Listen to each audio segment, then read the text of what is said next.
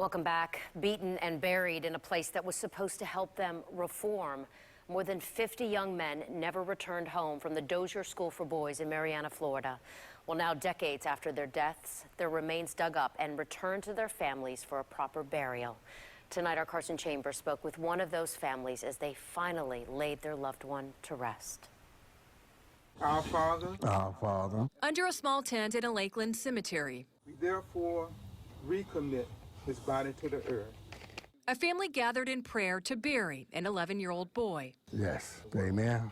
But tears of sorrow were scarce. Well, I did shed a few tears, but they were joy. 77-year-old Cherry Wilson has been weeping for her big brother for decades. This afternoon, she was all cried out. I can picture it in my mind. Which is more than most could say at the service. Relatives who came to bury Earl Wilson never even knew his face. No, they don't have a picture of him.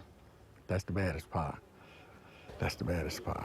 That's because Wilson died in 1944. A proper burial deferred until 2015 because his remains rested in an unmarked grave. It's been almost 71 years. Like many boys who were sent away to the Dozier School in Marianna, Florida to be wards of the state, Wilson was poor, African-American, never had a judge or jury. You rode in the car. The 11-year-old allegedly rode in a stolen car driven by a friend, died days later at Dozier from blunt force trauma to the head.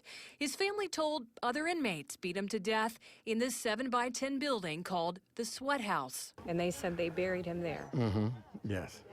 And your family, I'm sure, had many questions. Yes, they did, but no one gave an answer. USF excavated more than 50 remains like Earl, who met untimely deaths at Dozier. And sometimes it seems as though God don't work when we want him to work. Amen. Although you didn't see many tears today. Leave me there alone. You felt peace settle here. I might be wrong, but I think right now his spirit will be resting. Peace this family's been waiting for a lifetime. In Lakeland, I'm Carson Chambers, ABC Action News. Wilson's family says the funeral was paid for by donations. They say the state of Florida has a responsibility to help other families who lost boys at Dozier to give their loved ones a proper burial.